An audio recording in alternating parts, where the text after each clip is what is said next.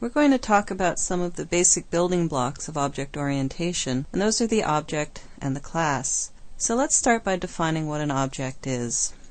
An object is something that exists in the context of a system, and an object is an instance of a particular class.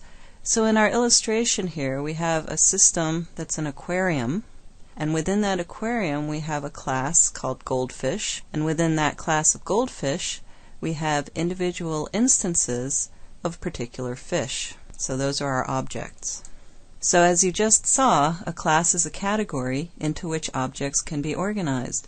Individual instances of particular fish can be organized into the goldfish category. In addition, a class is also a template from which objects can be created.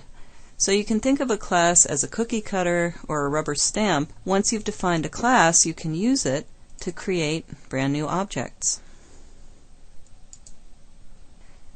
Classes, and by extension the objects within that class, have some things which define them, and those include attributes, which are properties. In our goldfish class, some of the attributes might be size, color, and gender. Classes also have operations. Operations represent functionality, things that an object can do or have done to it.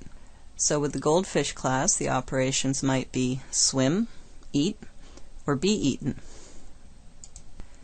The concept of inheritance is useful when you're working with classes because each subclass inherits the characteristics of the class above it. So here we have an inheritance hierarchy, and at the top our superclass is fish, and all of the attributes and operations belonging to the fish class, by extension, also belong to the subclasses of trout, goldfish, and shark. So even though those are all kinds of fish, they are also different from each other in specific ways, enough to each be its own class.